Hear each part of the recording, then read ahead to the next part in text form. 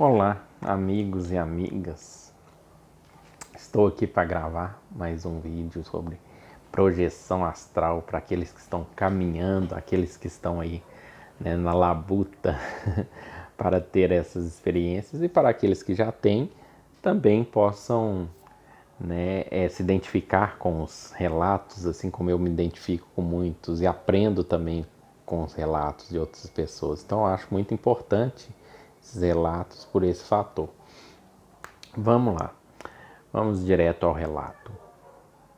Eu dormi, acordei por volta das 3 da manhã, porque estava tendo uma festa aqui, um quarteirão de distância, uma quadra de distância, e estava um barulho muito alto. E eu falei, vou aproveitar para fazer os meus exercícios energéticos, E comecei a fazer meus exercícios ali energéticos. Depois eu virei para o lado e falei assim, agora eu vou esperar o sono chegar. Porém, os exercícios energéticos que eu faço, eles aumentam a nossa frequência cerebral. E isso faz com que você, tecnicamente, perca o sono. Mas logo eu já acostumei. Espera que o sono venha de novo.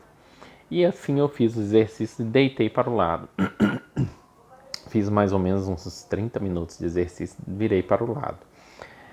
E comecei a prestar atenção na minha tela mental, naquele onirismo que começa a vir, aquelas imagens que começam a vir. E tentando observar de fora a imagem, sem entrar dentro dela, mas também não expulsando a imagem do campo visual, da tela mental, na verdade.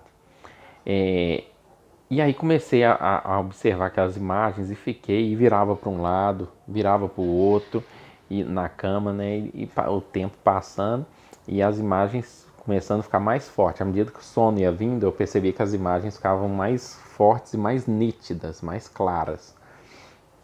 Até que chegou um determinado momento que eu comecei a observar alguns números aparecendo assim, era uma espécie de uma tela e uns números aparecendo. Eu falei, rapaz, eu vou decorar esses números. Deixa eu ver, número tal, vou decorar isso. Eu consciente que eu estava vendo aquilo na minha tela mental. Só que estava muito nítido, é diferente de imaginação, tá, gente? E eu comecei a observar aquilo. Falei, cara, vou anotar esses números. Ok. Aí de repente eu pensei, falei assim, mas peraí, tá muito nítido, muito real isso. Será que eu não tô fora do corpo? Pensei comigo. Falei, deixa eu abrir os olhos para ver. Quando eu abri os olhos, eu olhei assim pro meu quarto, estava diferente, um pouquinho diferente, bem pouquinho. Então eu levantei da cama, falei, deixa eu ver se eu tô fora do corpo. Levantei da cama andando super normal no quarto e dei um pulinho. Quando eu dei um pulinho, acontece isso quando você está fora do corpo, Você dá um pulo, que é o teste de realidade. Você dá o pulo e ao invés de você cair assim, você cai assim, ó. Você pula, aí você cai assim, ó, devagarinho e cai. Aí eu falei, opa, tô fora do corpo. Falei, agora eu preciso aproveitar. Vamos lá. Aí eu olhei e tava tudo real. Eu não tava vendo meu corpo na cama. Por que acontece isso? Porque eu estava vendo a frequência do plano astral, não do plano físico. Então, no plano astral, meu corpo astral já estava ali comigo, Eu não estava enxergando o plano físico, estava vendo a contraparte astral do quarto, tudo igualzinho. Então, eu virei para a janela fica no segundo andar, de frente para a rua. Eu falei, eu vou pular lá embaixo. Só que quando eu abri a janela, tinha uma pessoa que desceu a rua, que tinha me chamado no portão e desceu a rua e estava me esperando lá embaixo, falando, cadê? Eu tô te chamando lá. Uma pessoa muito conhecida, muito próxima de mim. Eu tô te chamando, cadê você? Vamos. Eu tô te chamando, tô precisando de você. E eu ri dessa situação, só que eu ri internamente, eu não esbocei isso. Porque eu percebi que não era aquela pessoa, que era algum guia meu. Meu não, Eu não vou falar meu porque minha visão de guia espiritual é diferente. Eu vou gravar um vídeo falando sobre o que eu penso sobre guia e mentor espiritual. Para mim, qualquer pessoa que te ajuda quando você está fora do corpo, te ajuda sem intenção de, não aqueles que te ajudam para te prejudicar. Qualquer pessoa que te ajuda no seu crescimento fora do corpo, para mim é um guia, sabe? Ele está fazendo alguma coisa ali para contribuir para o trabalho dele e para o seu também. Então todo mundo sai ganhando. Enfim, aí eu vi que era alguma pessoa que ia me ajudar, né, nessa saída do corpo específico. Eu falei assim, ok, só que aí eu pulei a janela e caí perto da pessoa assim, caí lá e olhei e com vontade de rir por causa daquele disfarce que o guia, né, vou chamar de guia, o guia tava fazendo ali, aquela pessoa que estava designada ali para me ajudar. Eu tava com muita vontade de rir, tava com uma forma feminina. Aí eu fui, coloquei a mão em cima do ombro dessa pessoa assim, e com vontade de falar assim, você tá achando que me engana, né? Mas não falei não, eu fui e com vontade de rir. Quando nós começamos a subir a rua, veio uma outra pessoa também, conhecida também, né? Usando a forma de uma pessoa conhecida também, uma outra mulher, e chegou perto de mim, eu fui e já tinha entendido daquela cena toda, né? Que elas estavam se passando por outra pessoa para desempenhar aquele papel ali. Eu fui de braço dado com as duas assim e com vontade de rir. Eu fui e chegou um determinado momento que eu não aguentei e eu comecei a rir muito, muito espontaneamente. Aí eu falei assim, vocês não vão me enganar, esse disfarce está muito fácil de ser percebido.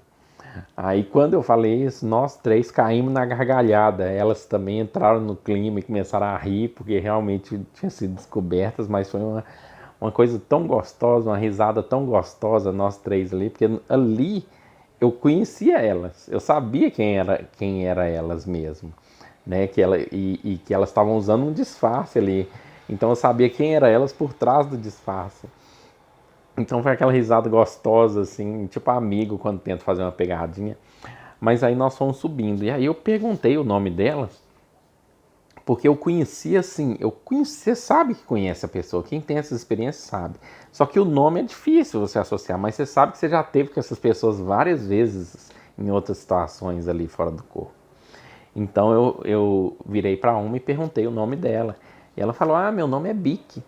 Aí eu falei assim: "É lógico que não é Bic, né? Ela tá falando isso, deve ser um pseudônimo que ela tá usando aqui para não revelar a identidade, mas ok, né? Pelo menos eu posso chamar ela de algum nome". Aí perguntei o nome da outra. Ela: "Meu nome é Bic Nó". Eu falei: "Ah, tá. Então uma caneta Bic, uma caneta Bic dando um nó, para eu lembrar, eu decorando. E nós fomos subindo a rua. E olhando para o céu, estava muito bonita a noite estrelada, olhando, e aquela sensação bem gostosa mesmo de estar entre amigos ali, entre pessoas que te querem bem, entre pessoas que não são estranhas para você. Subindo a rua ali, e eu com o braço assim, em cima do ombro das duas. De repente, elas lançam o braço por cima de mim, põe a mão no meu ombro, a outra também lança. Nesse momento eu falei: eita, agora a coisa vai ficar feia. E eu perguntei, e aí elas falaram assim: olha, nós vamos fazer, nós estamos levando você, que você vai passar por um teste agora.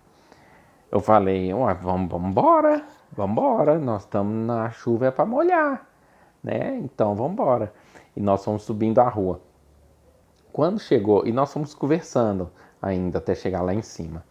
Elas me contando algumas coisas, eu não me lembro direito dessa parte, mas eu não perdi a lucidez em momento nenhum, estava muito alta a minha lucidez.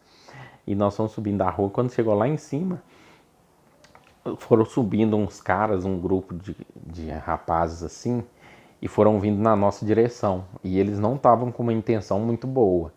E foram vindo assim, meio como se fossem animais vindo na sua direção. Assim, eles foram vindo, quando eles chegaram a uns 3 metros de distância mais ou menos, aquelas duas mulheres se afastaram de mim e só fizeram assim com a cabeça, assim: agora você tá sozinha. Eu falei: ah, que ótimo. Se lasquei. Mas enfim, um dos rapazes veio na minha direção e tentou me agredir.